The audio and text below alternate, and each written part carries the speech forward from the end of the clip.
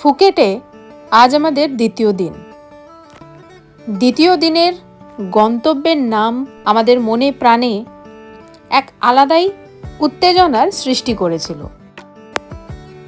আর ঠিক সেই কারণেই সকাল সকাল আমরা পৌঁছে গেছি দ্য নেচার ফুকেটের বাফে কাউন্টারে, যেখানে হরেক রকমের খাবার আইটেম সাজানো রয়েছে।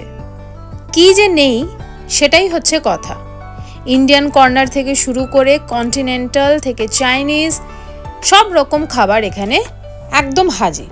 আপনার যেটা ইচ্ছে সেটা প্লেটে তুলে গবাগব খেয়ে ফেলুন। আর এই এত রকমের খাবার দেখে মাহি কনফিউজড, কি খাবে আর কি না সেটা বুঝতে পারছে না। ওদিকে মা কনফিউজড, কারণ মা চোখে চশমা পড়েনি, তাই কোথায় কি লেখা আছে সেটা আমাকেই পড়ে দিতে হচ্ছে অথবা নাতনিকে পড়ে দিতে হচ্ছে। মা প্রত্যেকটা কাউন্টার, প্রত্যেকটা আইটেম খুব দেখে শুনে খাচ্ছে, কারণ বলাই বাহুল্য যে থাইল্যান্ডে নানা রকমের খাবারই পাওয়া যায়, সুতরাং এই ব্যাপারটায় মা ভীষণ ওয়াকিবহাল। সেই জন্য মাকে দেখলাম যে ওই ফ্রুট স্টেশন আর স্যালাড কাউন্টার থেকে সরছে না, ম্যাক্সিমাম ওগুলোই খেয়েছে। আর আমার মেয়ে, সে তো এতই বডি বিল্ডার যে সর্বক্ষণ শুধু চরকির মতো ঘুরে গেল, প্লেটে নানা রকম খাবার দাবার সাজিয়ে শুধু নিয়ে আসছে আর খাচ্ছে একটু একটু, আর বাকিটা আমাদের দিকে ঠেলে দিচ্ছে যে তোমরা এবারে খাও। তো যাই হোক, এখানে প্রচুর রকমের খাবার আইটেম ছিল, সমস্ত খাবার মোটামুটি টেস্ট করেছি। আমি একটু ছিমছাম রকমেরই খাবার তুলেছিলাম প্লেটে। গুটি কয়েক জিনিস মনে হয়েছিল যে বাইরে ঘুরতে যাব, খুব একটা বেশি না খেয়ে একটু ছিমছাম খাবার খাওয়া যাবে। এটা আমার, দেখো আমি অনেক কিছু নিয়েছি। এখানে প্যানকেক আছে, নুডলস আছে, এটা কি নাম বলবো, কিমচি, এটা সাউথ কোরিয়ান ডিশ একটা কিমচি। এটা আলু ফ্রাই, বয়েলড এগস আর কর্ন আছে, বয়েলড কর্ন। আর আমি একটু ওয়াটারমেলন নিয়েছি, জানি না কটা কি খেতে পারবো, চলো লেটস ট্রাই। আর মাহিকে দেখো কিছু না কিছু আনছেই। হ্যাঁ, ও জল আনতে গিয়েছিলে। গরম গরম চায়ের পেয়ালায় ঠোঁট ভিজিয়ে একদম রেডি হয়ে গেছি ফিফি আইল্যান্ডের জন্য। মাথায় একটা সুন্দর ফুল লাগিয়ে এইবারে আমাদের অপেক্ষার অবসান ঘটিয়ে আমরা ফাইনালি ফিফি আইল্যান্ডের উদ্দেশ্যে রওনা হতে চলেছি। Good morning from Phuket. আজকে আমরা যাচ্ছি ফিফি আইল্যান্ড। সকাল সকাল ব্রেকফাস্ট করে নিয়েছি, বেরিয়ে পড়েছি। এখন ফিফি আইল্যান্ডে যাব। ফিফির সাথে আরও 4-5টা আইল্যান্ড একসাথে কভার করব। তাতে মাঙ্কি আইল্যান্ড আছে, তারপর তোমার ক্রাবি আছে, এগুলো অনেক কিছু আছে। লাঞ্চ ওখানে ইন্ডিয়ান লাঞ্চ সকালবেলাও খেয়েছি, বাট ইন্ডিয়ান ব্রেকফাস্ট অতটা ভালো পাইনি। দেখি যদি ভালো ইন্ডিয়ান লাঞ্চ পাওয়া যায় তাহলে খুব ভালো হয়। আর এত বড় গাড়ি দেখো, প্রায় 9-10টা সিট আছে, মানে 9 সিটার বা 10 সিটার। আর আমরা এই তিনজন আমরা যাচ্ছি বিশাল বড় গাড়ি। রোজ দিনই আমরা এই এত বিশাল বড় গাড়িতে ঘুরছি, আর সাথে আমাদের সাথে কেউ নেই। আমি সামনে বসতে চেয়েছিলাম, জানি না এখানকার সারথি বলছে না, নট অ্যালাউড। এক তো এরা কথা বোঝে না, মানে which is very difficult to understand কি বলছে। মানে শুধু ওকে থ্যাংক ইউ জানে যে এটা বলতে হয়, কিন্তু সেটাও কখন কোন সময় বলতে হয় জানে না। মানে সব কথাতেই ওকে, সব কথাতেই থ্যাংক ইউ, এরকম ব্যাপার। মানে কখন কোনটা অ্যাপ্লিকেবল বুঝতে পারছে না। তো এটা একটা ভাষার মানে ভাষা বিভ্রাট চলছে। আমি অনেক রকমভাবে বোঝানোর চেষ্টা করছি, ওরা ইংরেজি একটুও বুঝতে পারছে না ঠিকঠাক করে। হ্যাঁ, হোটেলের রিসেপশনিস্ট বুঝতে পারছেন, কিন্তু বাকি আর কেউ সেভাবে বুঝতে পারছে না। আর সিটা রয়েছে এই সাইডে, আমি একটু মিস করে গেছি ক্যামেরাটা লাগাতে গিয়ে। তখন সি এর খুব সুন্দর একটা সিন ছিল যেটা আমি মিস করে গেছি। তো আজকে যাচ্ছি এখন মেন জায়গায়, যেখানে এই সি তো ঠিক আছে, ব্লু গ্রিন পানি, মানে ওই আজ ব্লু হে পানি। তো ওইখানে যাচ্ছি, ওখানে দেখা যাক কিভাবে এক্সপ্লোর করি, কি দেখতে পারি, কতটা এনজয়মেন্ট হয়। তো দেখা হচ্ছে এবার ফিফি আইল্যান্ডে। সো এখন আমরা চলে এসেছি ফিফি আইল্যান্ডে যাব। এখান থেকে মানে একটা ফেরি, মানে বুঝতেই পারছো এখানে পুরোটা রয়েছে এখানে। তো এখান থেকে এখন বেরিয়ে যাব। এখন আমাদের বোট আসেনি, বোট এলে যাব। বাইরে প্রচণ্ড রোদ, জানি না কি হবে, কিন্তু ফুল রেডি হয়ে চলে এসেছি। সব থেকে বললাম না, প্রবলেম এখানে হচ্ছে যেটা, সেটা হচ্ছে ভাষা বিভ্রাট চলছে। এরা থাই ল্যাঙ্গুয়েজ ছাড়া অন্য অন্য কোনো বাদ দাও, মানে ইংলিশ ল্যাঙ্গুয়েজে এরা একদমই পটু নয়। পটু তো বাদ দাও, জানেই না এরা কীভাবে কী কথা বলতে হয়। আর আমাদেরও স্বাভাবিক অসুবিধে হচ্ছে কথা বলতে, কারণ এরা ইংলিশ বুঝছে না। সেই জন্য আমার মা কী করছে, বাংলাতে কথা বলছে। বলছে ওরা যখন থাই ছাড়া কিছু বুঝছে না, তার মানে আমি ইংরেজি বলেও কাজ হচ্ছে না, তাহলে আমি বাংলাতে বলবো। তাতে মানে কেউই কারোর কথা বুঝছে না। এবং কালকে যখন আমরা দাঁড়িয়ে আছি সেই সময় মানে একটা জায়গায় গেছি, পাটং বিচের কাছে আমাদের যেহেতু হোটেল, তো ওখানে গেছি। এবং ওখানে গিয়ে যেটা দেখতে পেলাম সেটা হচ্ছে একটা জায়গায় ভাত বিক্রি করছে, ঠিক আছে। তো ভাত বিক্রি করছে, ফার্স্ট আমরা উঁকি মেরে দেখলাম যে কী আছে, না ঠিক আছে রাইস আছে, হোয়াইট রাইস বুঝলাম। তার সাথে যে আইটেমটা দিচ্ছিল সেটা যখন জানতে চাইলাম যে হোয়াট ইজ দিস, তখন ওরা দেখাচ্ছে অনেক মানে খুঁজে বেড়াচ্ছে কীভাবে এক্সপ্লেন করবে আমাদের কাছে। এবং তারপরে যেটা দেখাচ্ছে, ওরা দেখাচ্ছে লাইক মানে এটা হচ্ছে ফিশ, হ্যাঁ ফিশের কারি, তোমার মাস্টার্ড আর কোকোনাট দিয়ে, মানে যেটা আমাদের ওখানে হয় আর কি, সর্ষে ভাপা টাইপের। তো এরকম একটা বানিয়েছিল, মানে আমার খুব ইন্টারেস্টিং লেগেছে ওদের এক্সপ্লেনেশনটা, প্লাস যেভাবে ওরা আমাদেরকে বোঝানোর চেষ্টা করছে। তো থাইল্যান্ডে এলে এটুকু জেনে রেখো, তুমি ইংরেজিতে যতই মানে ফ্লুয়েন্ট হও কোনো লাভ নেই, কারণ ওরা তোমার ভাষা বুঝবে না, তুমি ওদের ভাষা বুঝবে না। ফলে থাইল্যান্ড মানেই কিন্তু একটা বিশাল ভাষা বিভ্রাট। আর এখন দেখো বসে আছি এখানে, আর পেছনটা দেখো, এদিকে এখন সব এগুলো দাঁড়িয়ে আছে বোটগুলো, আর বাকি যাবো আমরা, বসে আছি এখন এখানে। এসেও দেখলাম এখানেও আমাদের ব্রেকফাস্টের আয়োজন করা রয়েছে। খুব বেশি কিছু খেলাম না, একটু চা কফি স্ন্যাক্স। জলযোগের সাথে চললো আমাদের ট্রিপ ইনফরমেশন নিয়ে বেশ কিছু ডুজ অ্যান্ড ডোন্টস, কী কী করতে হবে আর কি কি করা যাবে না, তা সব কিছুই ইনি খুব ভালো করে বুঝিয়ে দিচ্ছিলেন। এনার নাম রেনে, আর আমরা হলাম টিম রেনে। সমস্ত ডুজ অ্যান্ড ডোন্টস ভালো করে বুঝে নেওয়ার পর আমরা চলে এসেছি আমাদের স্পিড বোটে। এই বোটে করে ফিফি আইল্যান্ডের ট্যুর আমরা আজকে করব। আমাদের বোট চলতে শুরু করেছে। মা যথেষ্ট ভয় পাচ্ছে, কারণ মায়ের একটু জলে ফোবিয়া রয়েছে। মাহি তো ঠিক আছে, আমার সাথে তাল মিলিয়ে সুন্দর এনজয় করছে। আমি সব থেকে বেশি এনজয় করছি, এবং আমার মনে হয়েছে বোটেও সব থেকে বেশি এনজয় আমি করেছি একা।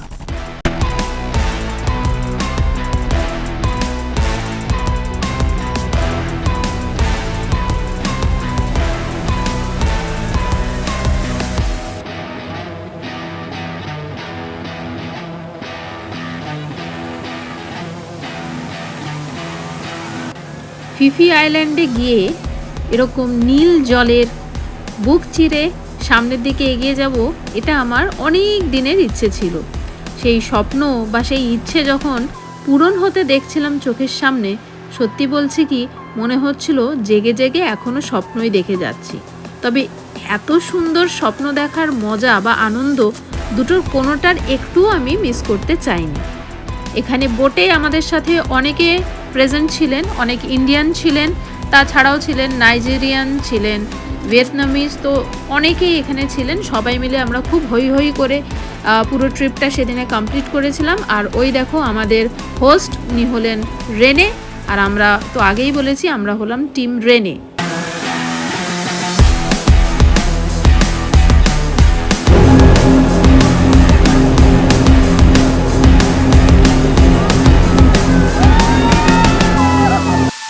আমাদের উল্লাস দেখে আশা করি তোমরা সবাই বুঝতেই পারছো যে আমরা কতটা আনন্দ সেদিন করেছিলাম।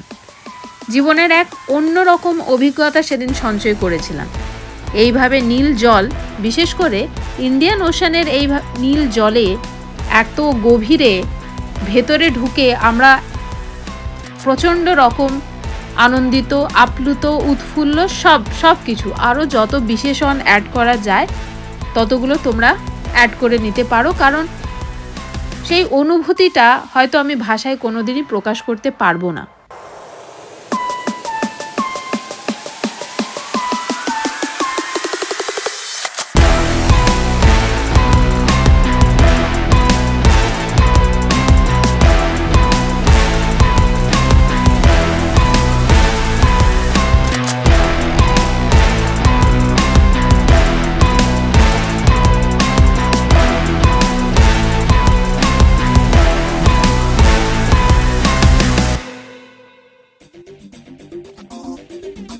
এইখানে দেখো এবারে সবাই কিন্তু একটু ঝিমিয়ে গেছে।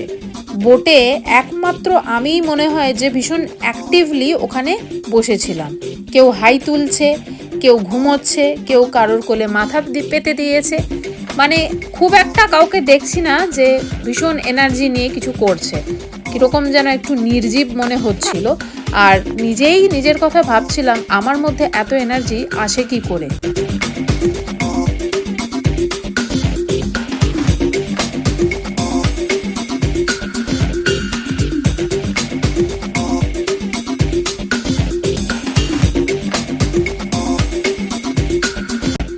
আমরা প্রথমেই এখন চলে এসেছি মাঙ্কি আইল্যান্ডে। জায়গাটার নাম মাঙ্কি আইল্যান্ড এই কারণেই, কারণ এখানে অনেক রকম ছোট বড় মাঝারি সাইজের প্রচুর বাঁদর দেখতে পাওয়া যায়। আর এই বাঁদরের জন্যই এই জায়গার নাম দেওয়া হয়েছে দ্য মাঙ্কি আইল্যান্ড।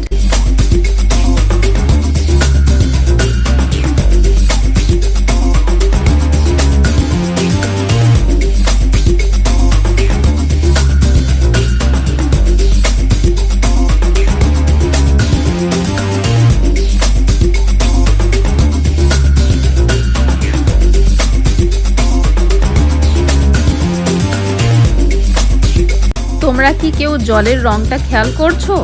ক্ষণে ক্ষণে জলের রং কিন্তু চেঞ্জ হচ্ছে, কখনো সবুজ, কখনো নীল, কখনো স্কাই ব্লু।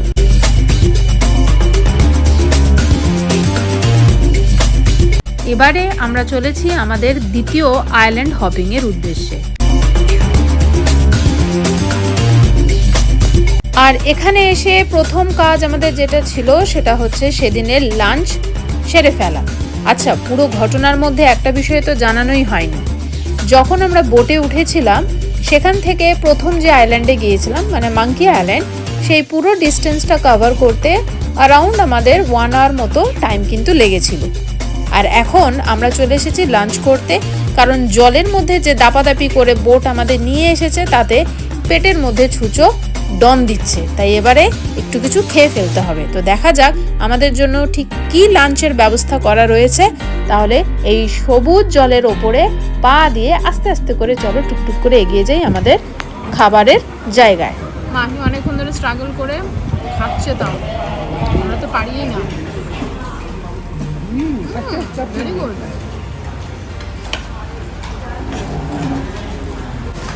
এখন আমরা লাঞ্চ করছি। লাঞ্চে নিয়েছি রাইস আর চিকেন কারি, তার সাথে একটু স্যালাড নিয়ে নিয়েছি, আর চিকেনের একটা চিকেন ক্যাপসিকামের একটা স্যালাড এই নিয়ে তারপর কথা।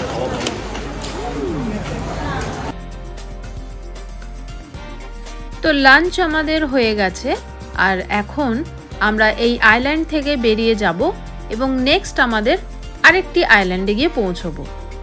জায়গাটা খুবই সুন্দর, স্পেশালি এখানকার জলের রঙগুলো দেখো ক্ষণে ক্ষণে চেঞ্জ হচ্ছে। আগেও বলেছিলাম, এখনও দেখতে পাচ্ছ যে জলের রঙটা কিন্তু এক এক জায়গায় এক এক রকম। এবারে পালা আমাদের নেক্সট আইল্যান্ড হপিংয়ে। এখানকার আইল্যান্ডের নামগুলো বড়ই খটোমটো, তাই সত্যি বলতে কি ঠিকঠাকভাবে মনেও থাকে না কোন আইল্যান্ডের পর কোনখানে গিয়েছিলাম। হ্যাঁ, প্রথম আইল্যান্ডের নামটা এই কারণেই মনে আছে কারণ ওটা খুব ইজি ছিল, মাঙ্কি আইল্যান্ড, তো ওইটা আমার মনে ছিল। আর তারপরে এইখানে এসেছি লাঞ্চ করতে, তারপর স্ট্রেট আমরা বেরিয়ে যাচ্ছি আরেকটা আইল্যান্ডে।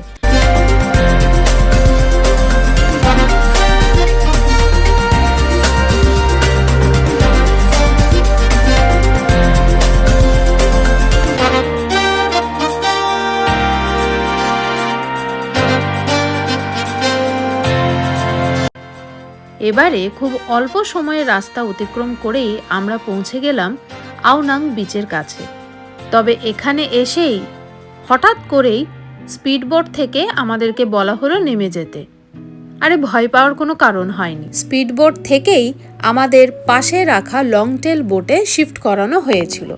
অ্যাকচুয়ালি জানতে চাওয়া হয়েছিল আমরা লংটেল বোটের জার্নি করতে ইন্টারেস্টেড কিনা, সো সেই মতো বুকিং করলাম। আর হঠাৎ করে দুটো আইল্যান্ড হপিংয়ের পর আমাদেরকে এই রকম একটা সুন্দর লংটেল বোটের মধ্যে অ্যাডভেঞ্চার করার সুযোগ করে দিল। আর সেই মতো আমিও নিজের ছোটোবেলাকার ছোট্ট ছোট্ট স্বপ্নগুলোকে একটু একটু করে প্রাণ ভরে বাঁচতে শুরু করলাম। লং টেল বোটে উঠবো অথচ এই ধরনের একটা পোজ করব না, সে বললে তো হয় না বাপু। যদিও আমার মা আর মেয়ে দুজনেই ভীষণ ভয় পেয়েছিল আমাকে এইভাবে দেখে। তারপর দেখছি দুজনেই বেশ সাহস করে একদম সামনে গিয়ে নিজেরা এনজয় করছে। একটা আস্ত লং টেল বোটের সাইজ কতটা লম্বা হতে পারে সেটা এখান থেকে তোমরা খুব সহজেই বুঝতে পারবে। বসার জায়গায় খুব সুন্দর করে শেড করা থাকে আর সামনেটা খুব সুন্দরভাবে ডেকোরেট করা থাকে ফটো তোলার জন্য। এখন আমরা চলে এসেছি ফিফি লে বিচে। এত নাম আছে এখানে মনে পড়ছে না। এই হচ্ছে ব্যাকগ্রাউন্ড আর এই হচ্ছে Very good. যা It's very, very awesome, gorgeous, whatever to say in English. Wow. You can translate in Bengali. আচ্ছা, ওর মতো বলে দিলে ওর যা কথা বলার আছে। এই হচ্ছে আমাদের কি বলে লং টেল বোট, এটাতে করে আমরা এসেছি। বাকি জলের কালারটা দেখো। লং টেল বোটে আমাদের সাথে ছিল একটি বাঙালি ফ্যামিলি এবং তার সাথে ছিল চেন্নাই থেকে আসা একটি কাপল। সম্ভবত ওরা দুজন হানিমুনে এসেছে। আর এইবারে মাহির একটু সাহস বাড়াতে ও একা একাই খুব সুন্দরভাবে পোজ দিচ্ছে, যেটা বোটে থাকা সবার ভীষণ ভীষণ ভীষণ পছন্দ হয়েছিল।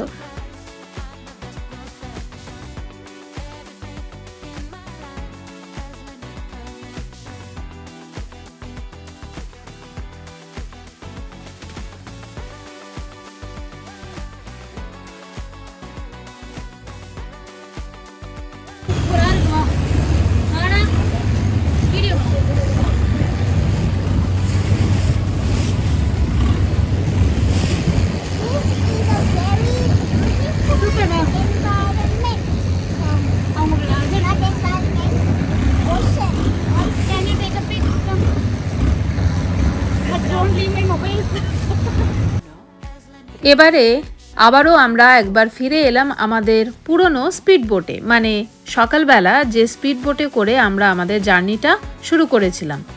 এসেই দেখলাম এখানে লোকজন অনেকেই স্নর্কেলিং করছেন, কেউ কেউ স্কুবা ডাইভিং করছেন, যার যেরকম পছন্দের অ্যাক্টিভিটি তারা বেছে নিয়ে করছেন। আর এদিকে মাহি তার পছন্দের অ্যাক্টিভিটি করছে। আর ওর পছন্দের অ্যাক্টিভিটির মধ্যে সর্বপ্রথম যেটা পড়ে সেটা হচ্ছে ডান্সিং। তাই ও তার ন্যানিকে নিয়ে জলের মধ্যে নাচতে শুরু করেছে। জায়গাটা হলো মায়া বে, ভীষণ ফেমাস। ফুকেটে এলে প্রত্যেকেই প্রায় মায়া বেতে ঘুরতে আসেন। জায়গাটা অসম্ভব সুন্দর বললেও কম বলা হয়। চুলটুলের অবস্থা দেখো কি হয়েছে। এখন আছি মায়া বেতে, which is very famous। দেখতেই পাচ্ছ এই সেই জায়গা যেখানে কহনা প্যার প্যাকের শুটিং হয়েছিল, তো সেখানেই আছি। হ্যাঁ, এই হচ্ছে জায়গা।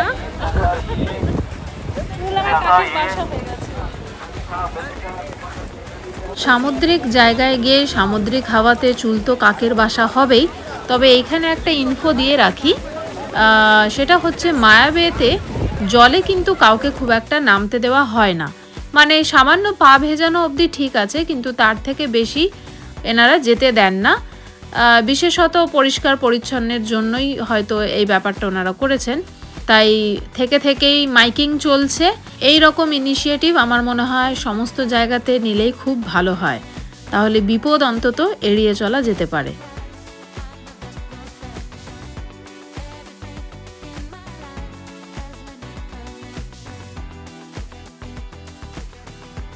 এবারে আমরা মায়া বে থেকে বেরিয়ে চলে যাব আমাদের নেক্সট আইল্যান্ডে। আর এই আইল্যান্ডের নাম হলো খাই নোক আইল্যান্ড। আগেই বলেছিলাম যে এখানকার আইল্যান্ডগুলোর নাম বড়ই খটোমটো, তাই মনে করে বলাটাও একটা ডিফিকাল্ট জব।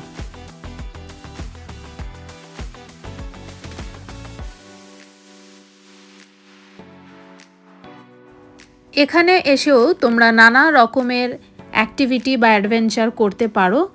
আমরা কোনোটাই করিনি। আর এটা যেহেতু আমাদের লাস্ট আইল্যান্ড হপিং ছিল, ফলে প্রচণ্ড টায়ার্ড ছিলাম, আর তাই শুধুমাত্র রিল্যাক্স করেছি আর খাওয়া দাওয়া করেছি। ডাবের জল খেয়েছি, যে ডাবের জল আমি আজও মিস করি, ব্যাস।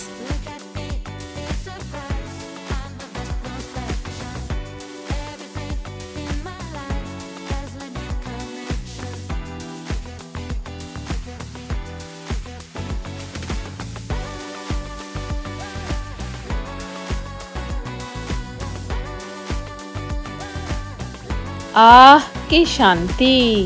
এই সারাদিন আইল্যান্ড হপিং করে করে প্রচণ্ড টায়ার্ড ছিলাম, ফলে ডাবের জলটা ছিল জাস্ট অসাধারণ এবং প্রচণ্ড refreshing. How is it? It's very cold.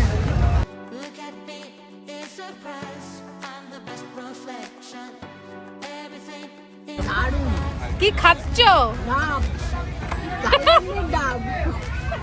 আর কত টাকার ডাব সেটা বলো। 150 ভাটের ডাব, মানে কাছাকাছি কত হবে? 450 নাকি? ওই 400 450 হবে।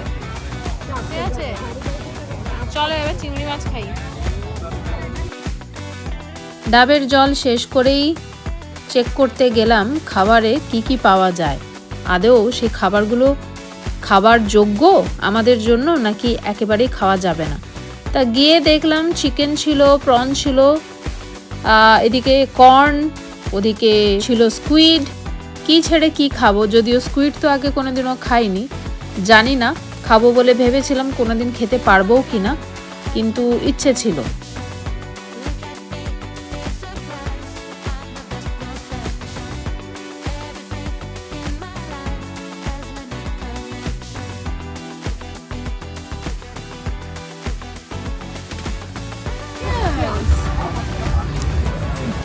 খাওয়া দাওয়ার পর এবারে আমাদের আজকের ট্রিপের একদম শেষ মুহূর্তে এসে আমরা উপস্থিত হয়েছি।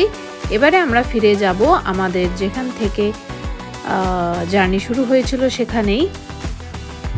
তো আজকের ডে ট্রিপ যেটা ছিল ফিফি আইল্যান্ডে যে আমরা ঘুরতে এসেছিলাম সেটা শেষ হলো, আর এখন আমরা যাচ্ছি আমাদের হোটেল দ্য নেচার ফুকেট। আর গাড়িতে দেখো মা রয়েছে, মা কোথায় দেখি, মা রয়েছে, মাহি, আমি তো রয়েছি, আর আমাদের চালাচ্ছেন লেডি একজন, ড্রাইভ করছেন, দেখো তোমরা দেখতেই পাচ্ছ যে লেডি ড্রাইভ করছেন। সে হাই। ওকে, মজা লাগছে কিন্তু, মানে অন্য সময় আমি চালাই তো ওই সিটটাতে আমি থাকি, এখন অন্য কেউ ড্রাইভ করছে, আমি পাশে বসে আছি, আমার ভালোই লাগছে, খারাপ লাগছে না। আর আজকে তো মানে চুটিয়ে এনজয় করেছি, যাকে বলে যতটা এনজয় করা পসিবল ততটা এনজয় করেছি। আর এই এনজয়মেন্টের জন্য যেটা হয়েছে সেটা হচ্ছে প্রচণ্ড ট্যান করেছে, প্রচণ্ড ট্যান করেছে, জানি না কতদিনে রিমুভ হবে কি হবে। সারাদিন প্রচুর হই হট্টগোল করে বিকেলবেলা সোনালি সূর্যাস্তকে সাক্ষী রেখে ফিরে চলেছি আমাদের হোটেলের উদ্দেশ্যে।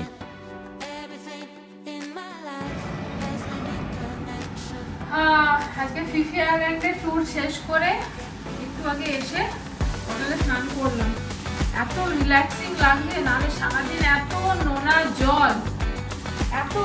জল ঝাপটা খেয়েছি, মানে কি বলবো। এখন একটু আরাম লাগছে, মোটামুটি ফ্রেশ হয়ে পানিতে ফ্রেশ করিয়ে দিয়েছি, আমার মনে হচ্ছে হপাস হয়ে যাবে, আর পারছি। তাহলে দেখা হচ্ছে নেক্সট ভিডিওতে, স্টে টিউনড।